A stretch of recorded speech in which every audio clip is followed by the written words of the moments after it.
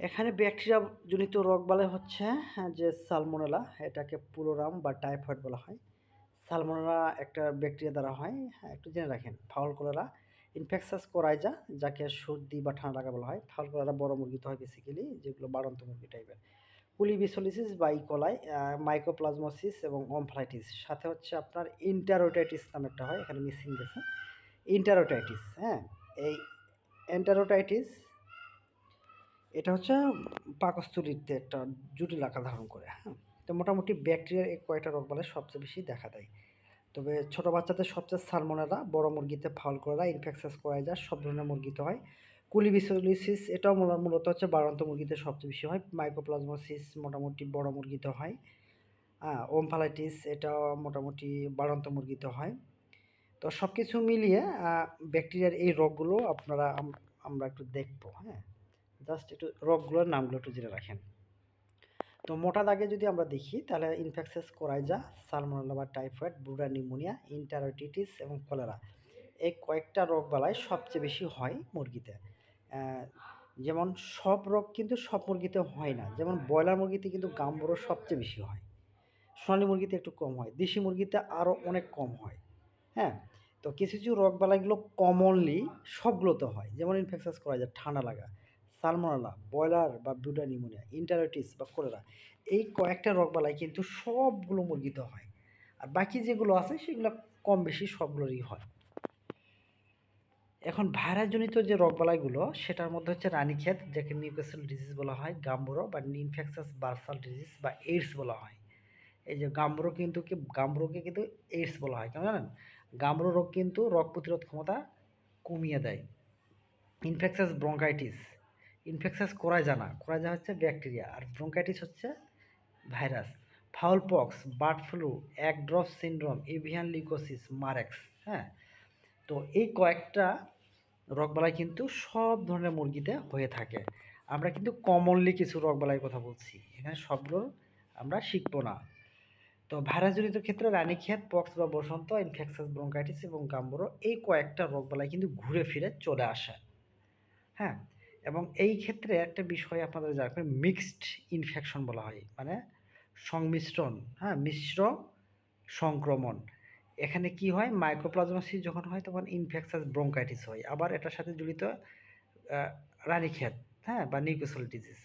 তো সেক্ষেত্রে দেখা গেছে যে একসাথে ভাইরাস ব্যাকটেরিয়া একসাথে আক্রমণ করে, এটাকে মিক্সড ইনফেকশন বলা হয়। তো এই মিক্সড ইনফেকশনটা মূলত হচ্ছে আবহাওয়ার সাথে জড়িত, আর্দ্রতার সাথে জড়িত, টেম্পারেচার সাথে জড়িত। যেহেতু বৈশ্বিক মানে আবহাওয়ার পরিবর্তন ঘটছে, হ্যাঁ, যার কারণে এখনকার জীবাণুগুলো, বিশেষ করে ব্যাকটেরিয়া বা ভাইরাস বা যে ক্ষতিকর বা প্যাথোজেন যেগুলো রোগ সৃষ্টিকারী জীবাণু আছে, তারা স্ট্রেনগুলো চেঞ্জ করে ফেলছে।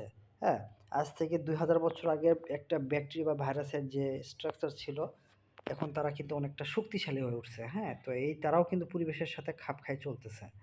তো এই সকল কারণে এখন দেখা গেছে যে সবাই একসাথে আক্রমণ করার প্রবণতা বেড়ে গেছে। এখন একটা রোগ হলে আরেকটা রোগের প্রাদুর্ভাব হয়ে যাচ্ছে। আগে কিন্তু এই ধরনের ছিল না। এটা মূলত হচ্ছে আবহাওয়ার কারণে এরকম হচ্ছে। আর প্রোটোজোয়ার মধ্যে আমরা সবাই জানি যে রক্ত আমসা বা কক্সিডিওসিস, ছত্রাকজনিত যাকে বলা হচ্ছে অ্যাসপারজিলাস বা ব্রুডা নিউমোনিয়া, ছোট বাচ্চাদের যখন হয় 2 সপ্তাহ বয়সের আগে দেখবেন ছোট বাচ্চাগুলো যখন বোর্ডিং করানো হয় তখন মুখ হা মেলে কিন্তু তারা শ্বাস নেয়। হ্যাঁ, এটা মূলত হচ্ছে ছত্রাকের কারণে হয়। শ্বাসনালীতে যখন ছত্রাকের সংক্রমণটা বেড়ে যায় তখন কিন্তু ব্রুডা নিউমোনিয়াটা হয়। আর 5 নাম্বার হচ্ছে কি, কৃমি, গোল কৃমি, পাতা কৃমি, ফিতা কৃমি। তো মূলত এই 3টা কৃমি আমাদের মুরগিতে সবচেয়ে বেশি হয়। এইজন্য আপনারা নিয়মিত এটা করতে হবে। আমরা রোগবালাই ক্লাসে যেহেতু রোগবালাই নিয়ে কথা বলতেছি, সো মেডিসিনের বিষয়টা আমরা মেডিসিন ক্লাসে শিখব।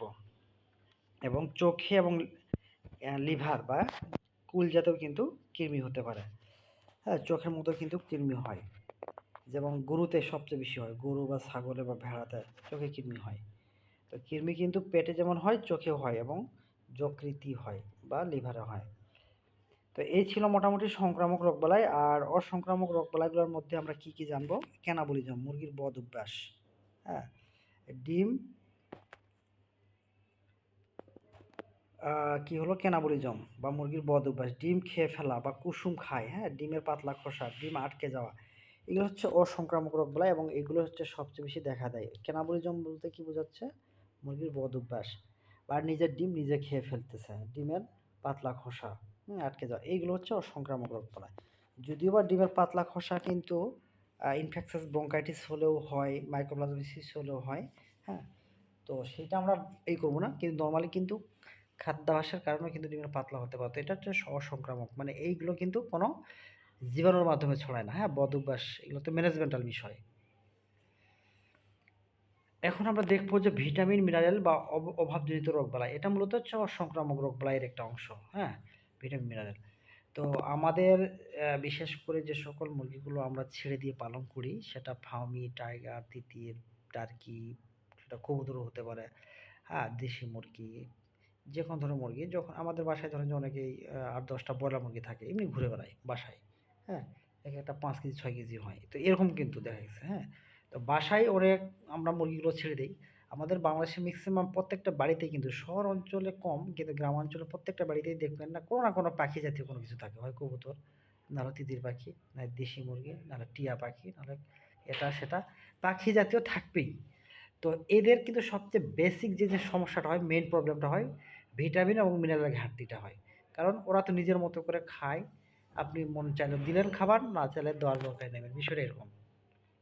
তো এইজন্য মিনারেলের ঘাটতিটা আমাদের দেশি মুরগিগুলোতে বা অন্যান্য মুরগিতে সবচেয়ে বেশি দেখা দেয়। যার কারণে বডি ওয়েট আমাদের কাঙ্ক্ষিত লেভেলে থাকে না।